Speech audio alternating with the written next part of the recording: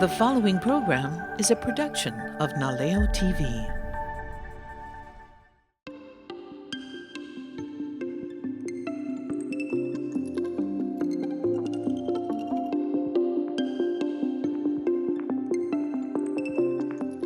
Hi, welcome to the Techsum podcast. I am Chris, your host. The Techsum podcast is basically our science and technology podcast. And today we have an awesome guest here. We had the Honorable Dr. Devin Chu. Welcome, Dr. Devin Chu, for just being on our podcast. So if you don't mind introducing a little bit about yourself. I want to say mahalo for having me here on this podcast. It's such an honor to be here. I'm Devin Chu. I grew up here in Hilo, went to Hilo High School, and I'm now currently a postdoctoral researcher at UCLA. Basically, that means I got my PhD in astrophysics, and I'm just still working in research and at UCLA, and I'm with the UCLA Galactic Center group studying stars around a supermassive black hole in our galaxy. That is amazing. And the reason why we have you on here, part of this Techsum podcast is just showcasing everything that's STEM related, people in the field that either came up through locally and or things happening on the island, and you've kind of navigated your way. What got you into astrophysics? What made you take that route? For sure. It all started going to the Hilo Public Library. I think I was in second grade or third grade at the time, and my mom took me there, and we were looking at books, and we checked out this book called Our Solar System by Seymour Simon. I just remember it so clearly because when we checked it out, it had all these really cool photos of the different planets in our solar system, and that's what got me hooked. I remember seeing photos of the extremes of Venus being super hot, and then looking at Jupiter and all those like cool clouds, and like Neptune being super blue and these big storms, and thinking that is so cool. I really want to study this more, learn more about it. Starting from that point, I feel like I checked out all the other books by that author with all the different planet books, and I just kept going. That's really what got me started. That was the first seed that got planted. I was just really fortunate to take advantage of just a lot of the different opportunities that were here. So even starting at, I believe, starting even at middle school, there were different programs. I should say even in elementary school, they had some programs like Future Flight Hawaii. And Journey. Yeah, right? Journey Through the Universe is definitely another one. These programs very much helped me to stay interested in the field. And then in middle school, we had our science fair projects, and I was very fortunate to work with scientists at Gemini Observatory, who they were so gracious to help me think of school projects to work on. That just further kept me interested and helped me make some connections in the process right here in Hilo. But definitely growing up in Hilo and having Journey and these different connections really played a big role in continuing my interest in astronomy. You already mentioned you had an internship through Gemini, or was that before or after high school, or part of your undergrad, I guess? Well, once I did go off to undergrad, I did come back through the Akamai workforce program, and I had an internship at Gemini. So that's when I got to spend about 10 weeks, really, or I think even maybe a little bit longer, interning at Gemini Observatory. So that was my time. That was as an undergrad. So when I was applying for the Akamai program, I just at least mentioned that. I should say the Akamai program is great for not just astronomy, astrophysics, but for those interested in engineering, computer science, and stuff. An awesome program. So I would give a plug to any current undergrads, Hawaii-based, that are interested in studying those fields. So check out that program. So that's just the way that I entered Akamai, just through this interest, and they were able to match me at Gemini. Astrophysics is what creates theories for small, medium objects and structures in our universe. Is that accurate to what you do? That sounds pretty. That sounds like a good description. Essentially, like physics is the laws that kind of govern how our universe works in a basic sense, and then you essentially can apply the laws of physics and you expand that to everything in the universe. And the thing about the universe is it can be very small to very big. And so astrophysics is really just applying physics to things throughout our universe. And then astronomy measures the positions, luminosities, motions, and other characteristics of celestial objects. So is that the instrumentation side of the house, just for better understanding, I guess? A lot of what we do is like we're going to actually go and look at certain objects with our telescope. Yeah, take their positions, take other certain measurements that we're interested in. Yeah, you could say, yeah, that's a good way of essentially cataloging these different objects throughout the universe. But obviously, when you do your research or whatever, it's you guys are a team, right? Absolutely. And I would say throughout my training, actually, we actually kind of do a little bit of both. We're essentially almost it's just part of the field, I would say, nowadays. So, for example, when we actually use the telescope, I'll go and find the position of these stars. Then afterward, in my time away from the telescope, I have to spend a lot of time thinking about, well, why is that star here? Or it's moving a certain way. Why is it moving a certain way? And then we can say, like, apply the laws of physics to determine that's why it's moving a certain way. Is it going as predicted? So I think that's a way that how astronomy and astrophysics are blending together. In 2020, you graduated with your PhD in astrophysics. If you don't mind me asking, I'm really intrigued by what your thesis was about. Maybe for a little bit of background, in undergrad, when I was doing some of my astronomy and astrophysics studies, I was just doing a lot of different things. So, for instance, at Gemini, I was studying stars called white dwarfs, which are basically really, really old stars. And that was just one of the projects that I was involved with my advisor there at the time. But I did like a lot of different studies of different subjects. I even did an internship where I was looking at Pluto, or what former planet, now dwarf planet in our solar system. I just was really wanted to get exposure to a lot of different types of astronomy and astrophysics. And what I found during that time was I knew I wanted to use telescopes, run them, and see what it's like to take astronomical data and then process them. So that's what I was interested in. But going into grad school, I didn't really know much more what I wanted to do besides that. When I went to UCLA, I was very fortunate to be able to join this Galactic Center group led by Professor Andrea Ghez, who she essentially played a big role in discovering that there's a supermassive black hole at the center of our galaxy, and a lot of other interesting objects like stars and things around the supermassive black hole. But then, yeah, I spent 6 years essentially working on this project. So my PhD studies focused on these stars around the supermassive black hole. What's interesting about these stars are they're very, very massive. Like when I say massive, they're like 10 times, maybe almost 20 times as massive as our sun. And for some background, like our sun in our solar system is the biggest thing in the solar system. It makes up, I think, 99.97% of all the mass in our solar system. And these stars are 20 times as massive. What's interesting about astrophysics and what we know is that most of these stars, when they're this massive, they come in pairs, or what we call binary star systems. But what I was interested in is looking at are these massive stars part of binary star systems so close to supermassive black hole? And that's essentially what I spent 6 years looking for. I was like developing techniques to try and identify them if there were any. And if we found any or didn't find any, what does that say about these particular stars? My thesis work found that I don't think any of these stars are binary star systems, which is interesting because, again, we look around the galaxy and most of these stars are in binary systems, but at the galactic center around the supermassive black hole, they appear like they're not. How did you determine where these binary stars were? Coming back to the region of the galaxy, the very center that we've been working on, these stars were found a lot by my advisor and her team before me. They helped find these stars. They've been tracking these stars. And so when I came into the group, I continued to look at them, see how they move.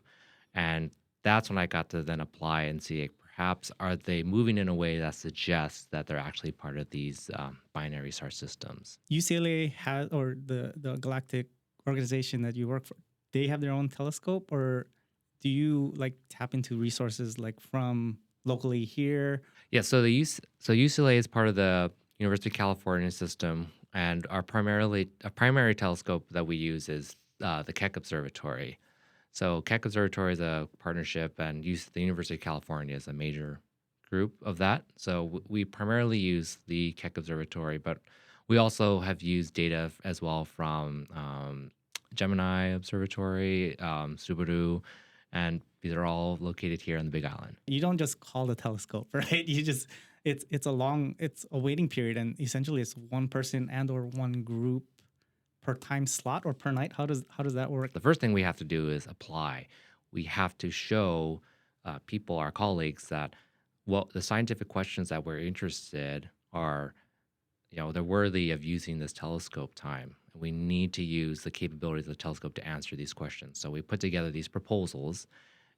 Once, if they are approved, which it is an if, but if they are approved, we then get telescope time. And every telescope's a little bit different. I can speak most to Keck at least, where if we do get the telescope time, we then as a team will actually then control the telescopes on the night that we're given to collect that data. But we are also reliant on, good weather. So if we have bad weather that night, unfortunately, we just have to take that hit. Or if there's other telescope or mechanical problems, it's just part of the risk.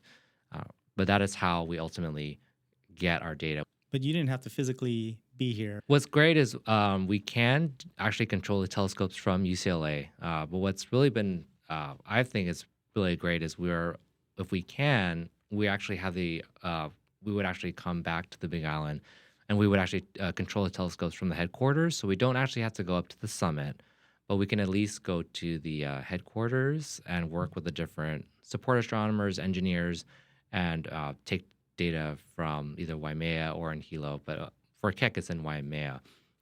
And I really like that because it really helps connect us with not only all the telescope staff and all the different employees that really make everything happen.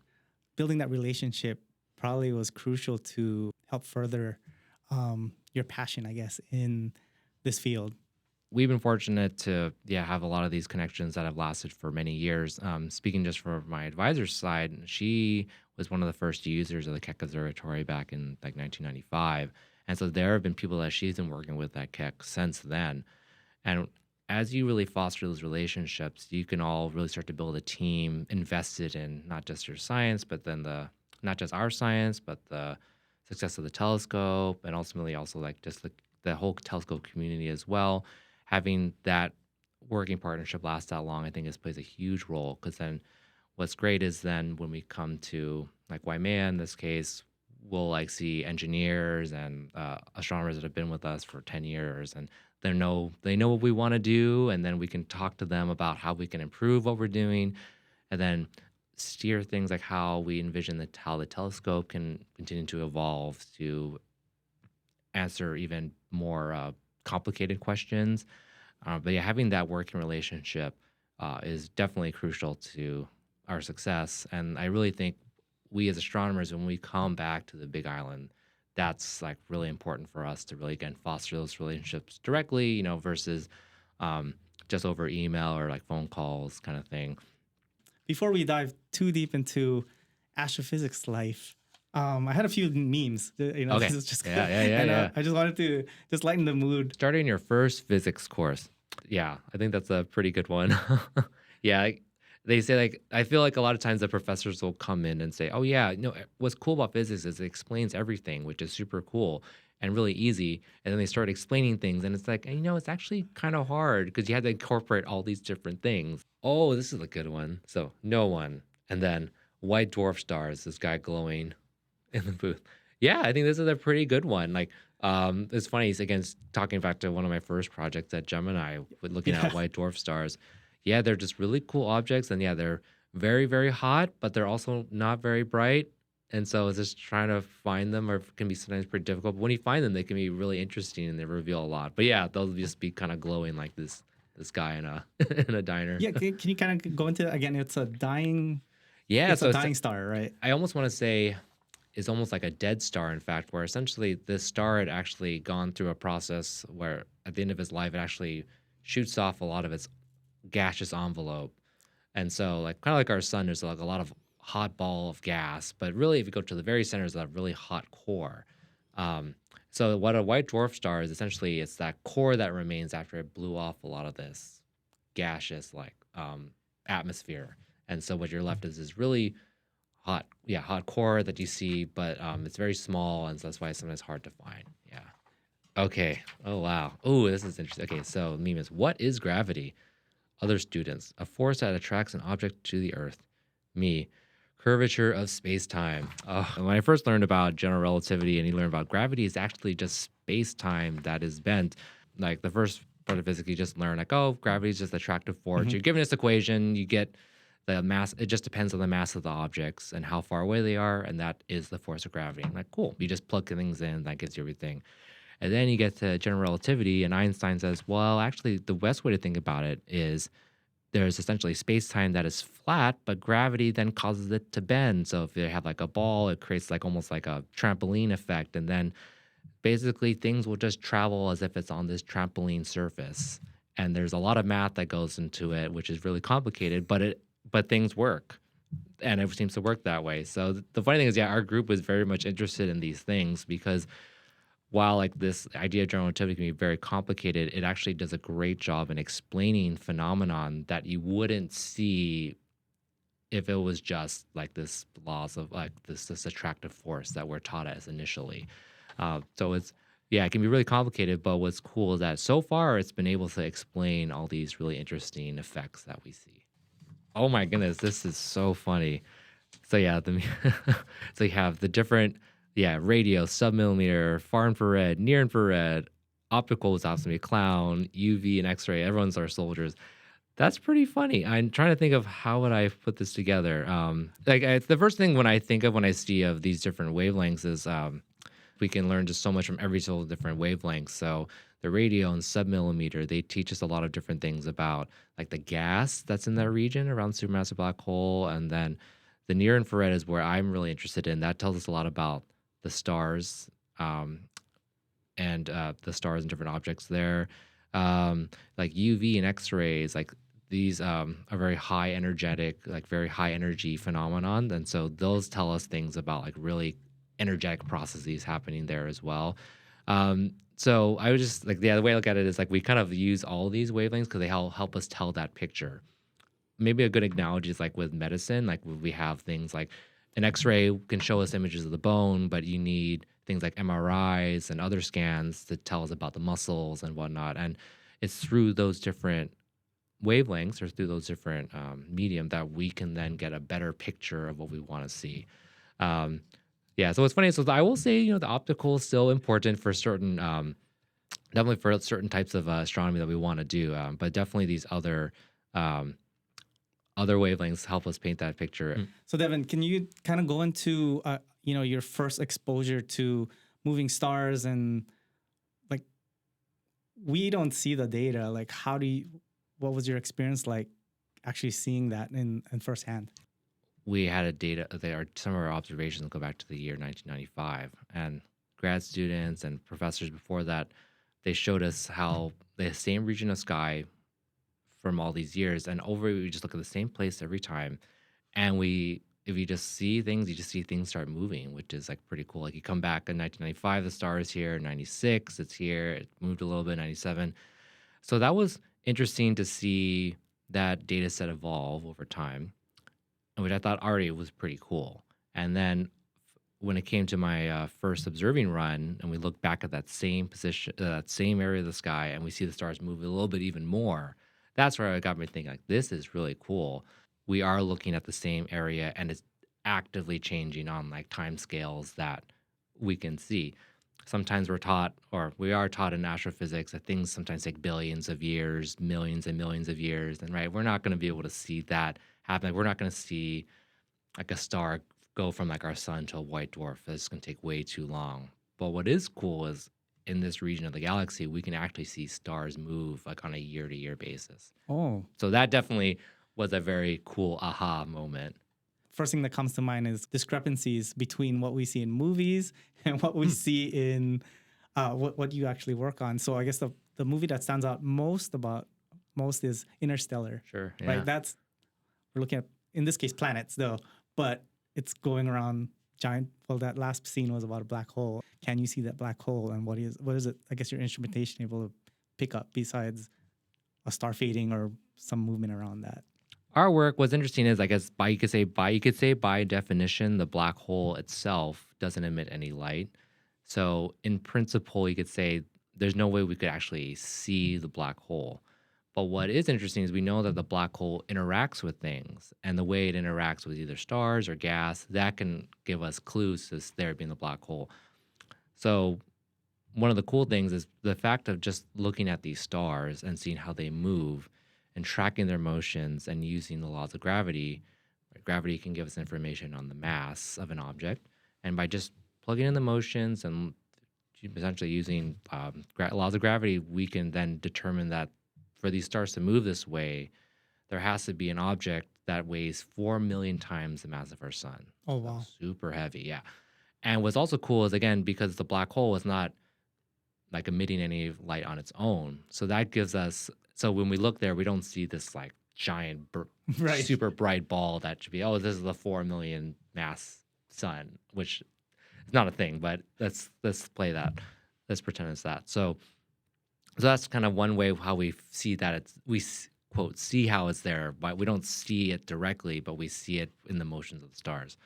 Um, Another way we can see it is sometimes as there's a lot of gas and dust in the region, and as it approaches the black hole, it is essentially falling in. It starts to heat up, and that'll kind of create these little flares. So that's that imagery we've been Yeah. kind of revolving around. Yes. It's the gases there. Yeah. So like in Interstellar, and then with some of the work done by the Event Horizon Telescope imaging Polvehi and whatnot, and our own supermassive black hole, what we're really seeing is the way that the light that's emitted from gas and dust that's approaching the black hole, and the way that we can see it tells us a lot about the black hole itself. What is the distance from our solar system to the object? Yeah, so it's about 26,000 light years away. The unit that we use is parsecs or kiloparsecs. Yeah. So it's 8 kiloparsecs away, so very Oh, far. wow. Yeah. What is your what's your daily life like as an astrophysicist? Sure. So I feel like it can be broken up into two categories. There's the days that we actually use the telescope, which are maybe a couple weeks out of the year. So when we're actually using the telescope, like the morning we wake up, we want to talk about what we're planning, the plan for the night that we want to observe. So we all meet together. We talk about this. We're going to use this instrument, use this setup, tweak the telescope in these positions and whatnot, and then we'll go and we'll have dinner. Then right after dinner, we pretty much go to the telescope. We use the computers to control the telescope and collect our data. And then after that, after we're done for the night, we just go to bed. So that's the observing night. That's probably the night, that the type of lifestyle that most people think of when they think of astrophysics. Yeah, we go to bed and it's like the sun's coming up. But when we're not observing, it's sort of like what we're doing is it's almost like a just working in the office. A lot of times we'll go in, we'll be using our computers. A lot of times we use that to go over the data that we had taken either earlier, like a few weeks ago or whatever, a few months ago. We'll go over data. We have to do a lot of processing to make sure we see, to actually, again, get those measurements. So we get the raw, you could say, we get the raw photos or images, but then we want to get their positions, get their brightness, and those require measuring the data. And so that takes a lot of time. We want to be very careful with that. Then once we get these measurements, that's when we can then start applying it to like different computer simulations or calculations to run a lot of these really complicated calculations. And so we'll do that as well. We'll also meet a lot to go over different science projects that we're interested in. So as astrophysicists, we like to get our information out there to the community through research papers. So we have a lot of meetings talking about our research papers. Depending on how far along the project is, we'll go over the paper itself, or we'll talk about plans for writing one. So there's a lot of just like meetings and collaboration. A lot of times we're on the computer or in-person meetings. That's pretty much our daily lives outside of observing. Okay, so this is our technology today. What do we need? What needs to be developed? To any of the engineers out there, what needs to be developed? What tools or theories you think we need to move forward to even further our better understanding of our universe and or your study particularly? Wow, what a great question. I mean, we were just speaking about computing. So for those that are really interested in computer science and that hardware, like quantum computing would be pretty awesome. I think to be able to help with just some of the crazy calculations. Yeah, just as like some of the simulations become more and more complicated. And so for those that can push the limits of our computing, that would be a huge development. So that's one side for those interested in that. As far as the technology on telescopes, it can always be developing. So I'm particularly very much interested in infrared astronomy. And I should say, infrared astronomy benefits very greatly from this field of what we call adaptive optics. Yeah. Yeah. Maybe a quick summary is the atmosphere of Earth blurs the light that comes in. It's almost like if you were to like look at a river that's like flowing and very turbulent, you can't really see the rocks at the bottom of the river. But the adaptive optics, essentially what you're doing is you try to predict how the atmosphere is. You then bend mirrors to then bend like the light, like wave fronts as we call them. And that allows the image to be much clearer. So it's almost like you take that turbulence out of a river and you can then see through a nice little still pond to the bottom. So the field of adaptive optics is a very complicated field with a lot of engineering. I mean, it's pretty awesome, what's been done already so far, but it is a field that can benefit even more so. And so for those that are really interested in that engineering and computing, it requires all these things, like advancing how we can build mirrors, how we can deform these mirrors, how we can then place them all together. For those interested in like electronics, how do you then sync up the mirrors to the computer that has to run all these things? Lots of great questions. So I really think that advancing adaptive optics is going to reveal a lot of really helpful things, advances in our astrophysics. And what's cool is a lot of it is being done here on the Big Island, which is super cool. Do you think more? If we had like more of the Hubbles or the and most James recent, Webb James and- West. That was the yeah, one. yeah, absolutely. So definitely like one way to avoid the atmospheric problems are just to go above the atmosphere and go into space. So yeah, more there are definitely interesting space projects that are out there, and these definitely require lots of really complicated engineering, but definitely a lot of need. So absolutely. So more different like satellites would definitely provide definite added benefits for sure. Yeah, what are you gonna be looking at in the next 5 years? I guess. Yeah, so I still really like this region of the galactic center and supermassive black hole, and I'm just still very interested in how stars can evolve and live in this environment next to, again, a supermassive black hole. It's like crazy. So I'm just really interested in seeing more about like how these stars like evolve so close to the supermassive black hole, and to do that, I want to keep looking at these stars and using particular instruments on the telescope. One thing I'm really interested in is maybe how they actually spin. So what's kind of cool is with our telescopes, we can actually see stars with certain measurements. We can actually see them spin, and the way that they spin can tell us a lot about the stars themselves and their environment that they're in. So that's something I'm personally really interested in looking at. And another thing is, how does our galactic center environment compare to other areas of the galaxy? And so looking at other massive stars and other regions of our galaxy could be interesting as well. Awesome. Again, I thank you for being on the show. If somebody wanted to just peruse, I guess your study and whatnot, is there a site or whatnot that they can take a look at some of the work that you've done? Sure. I mean, I have a personal website. It's devinchu.net. It has a little bit about my background and some of my research. The group that I'm part of, the UCLA, if you just Google UCLA Galactic Center Group, we have a lot of resources there, like different access to like images or animations, and a lot of the work that we do along with information on our team.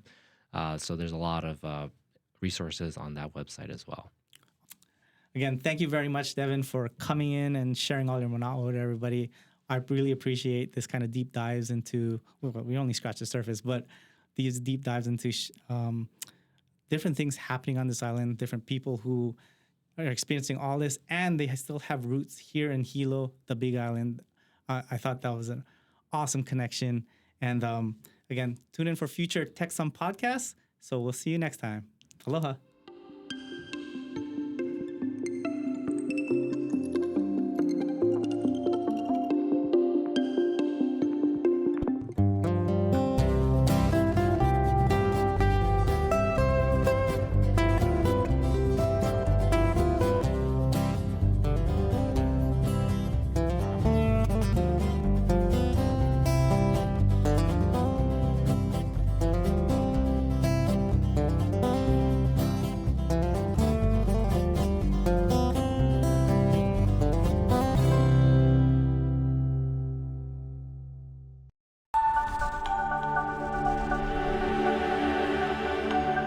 The preceding program was a production of Naleo TV.